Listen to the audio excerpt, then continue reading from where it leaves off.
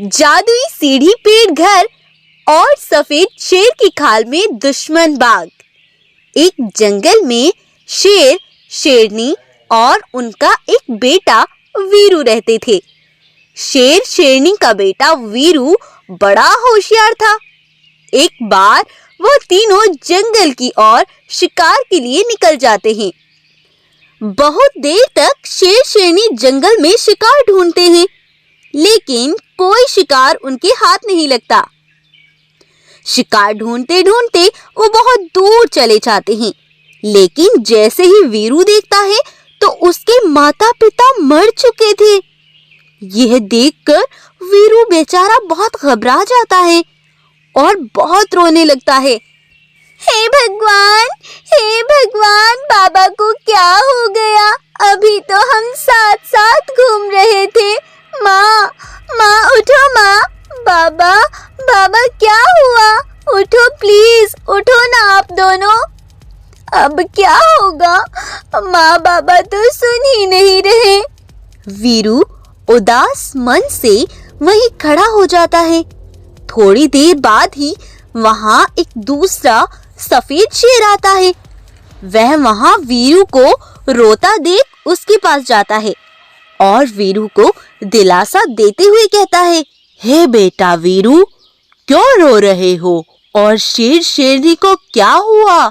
माँ बाबा अब इस दुनिया में नहीं रहे। भगवान ने मुझसे उन्हें छीन लिया। रो नहीं वीरू, रो नहीं, चुप हो जाओ बेटा, चुप हो जाओ। तब वह वीरू को उसकी गुफा ले जाता है और उसके पास ही रहता है। वीरू भी सफेद शेर के साथ अब बड़ा खुश था। वीरू सोचता है, ये सफेद शेर मेरा बहुत अच्छे से ख्याल रखता है। इस तरह से वीरू उसी के साथ खुशी से रहने लगता है। अगले दिन वीरू अपनी गुफा से दूर भोजन की तलाश में जंगल निकल जाता है। वहां उसे एक बाघ मिलता है। बाघ वीरू को बुलाकर कहता है, हे छोटू, कहाँ जा रहे हो? मैं इस जंगल का राजा हूँ और मेरी आज्ञा के बगैर इस जंगल में कोई ऐसे नहीं घूम सकता। महाराज मैं तो यहाँ शिकार ढूंढने आया था। मुझे बहुत जोरों की भूख लगी है। तब बाघ कहता है, तुम्हें भोजन चाहिए तो पहले तुम्हें मेरा एक काम करना होगा। क्या काम करना होगा बताइए महाराज। मैं कुछ समय के लिए दूसरे जंगल जा रहा हूँ। तुम्हें यहाँ मेरे छोटे जानवरों का ख्याल रखना है, कोई उन्हें नुकसान न पहुँचाए। वीरू उसकी बात स्वीकार करके वहीं एक पेड़ के नीचे उसकी निगरानी में रहने लगता है। बहुत देर तक इंतजार करने के बाद भी बाघ अभी तक वापस नहीं आया और वीरू भूख से परेशान कि कब बाघ वापस आए और उसे कुछ खाने को मिले। तभी वहां एक पेड़ सोने का जादुई पेड़ बन जाता है और बोलने लगता है। ये देखकर वीरू चौंक जाता है। तुम परेशान न हो वीरू शेर, तुम मेरे अंदर आ जाओ। तुम्हें यहाँ खाने को स्वादिष्ट भोजन मिलेगा। मैं एक जादुई पेड़ घर हूँ, तुम मेरे घर में आ जाओ। ये बाघ तुम्हें धोखा दे रहा है। हे जादुई पेड़ घर, मेरे बाघ से वादा किया था कि जब तक वो वापस नहीं आएगा मैं उसके छोटे जानवरों का ख्याल रखूंगा। मुझे तुम्हारी ईमानदारी पर गर्व है बेटा, लेकिन तुम्हें बहुत भूख लगी है, मैं जानता हूँ। तभी उस पेड़ पर एक सीढ़ी लग जाती है और वीरू उस सीढ़ी से चढ़कर अंदर चला जाता है। अंदर उसे खूब सारा भोजन करने को मिलता है। वीरू बहुत खुश था। तब वीरू वापस अपनी गुफा आ जाता है तो वो वहां देखता है वह सफेद शेर ने सारे जानवरों को इकट्ठा किया हुआ है और उन पर अपना हुक्म चला रहा है। सारे जानवर उस सफेद शेर से कांप रहे थे। यह देखकर वीरू चौंक जाता है। ये सफेद शेर हमारे जंगल के जानवरों पर क्यों अपना हुक्म चला रहा है? पिताजी तो जानवरों से बड़ा प्यार करते थे और ये सफेद शेर इनको डरा रहा है। जाकर देखता हूँ आखिर ये सफेद शेर चाहता क्या है।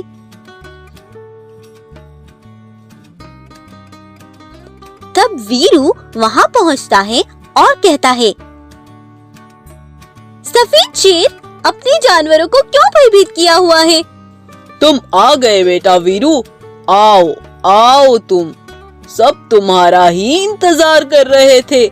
मैं तो इन जानवरों को तुम्हारे पिता के बारे में बता रहा था कि कैसे वो हम सबको छोड़कर चले गए।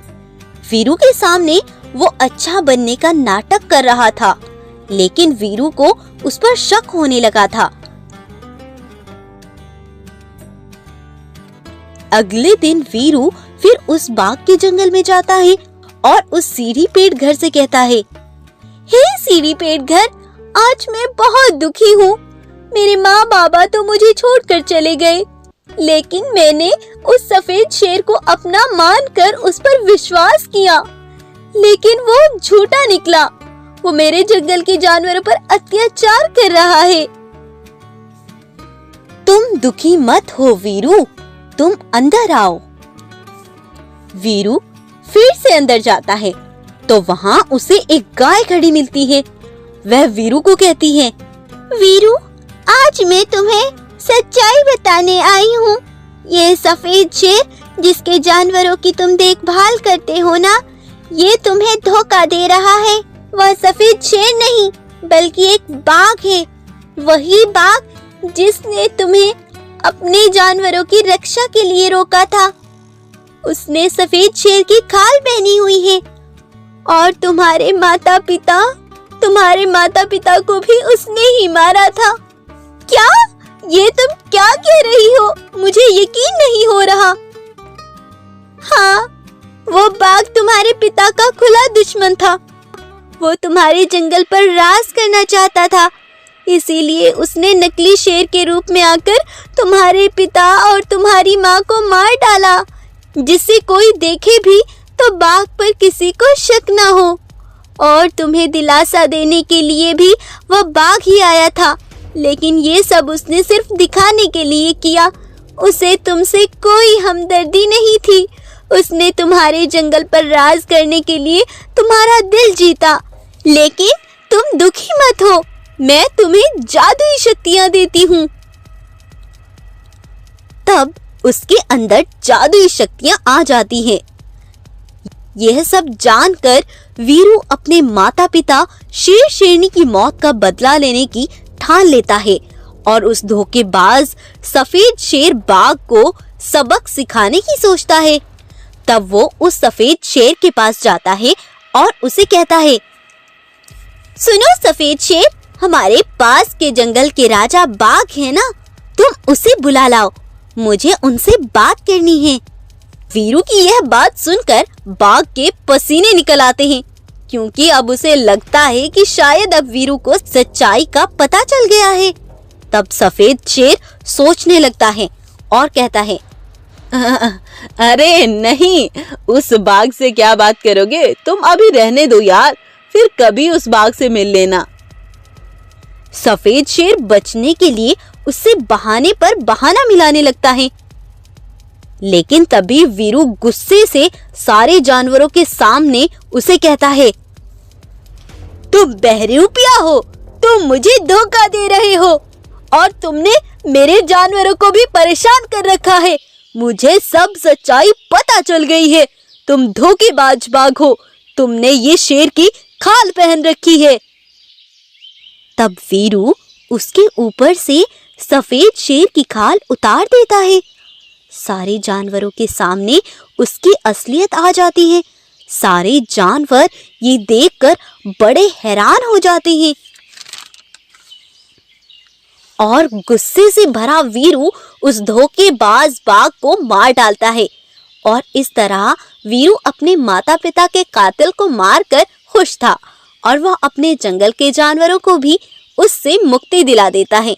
और तब से सारे जानवर पहले की तरह ही खुशहाल जीवन व्यतीत करने लगते हैं। और वीरू भी कुछ बड़ा हो गया था।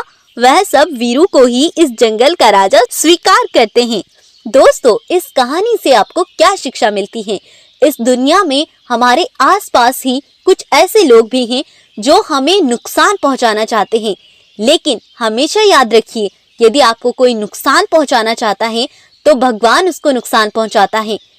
तो कभी भी किसी पर भी आंख बंद करके भरोसा नहीं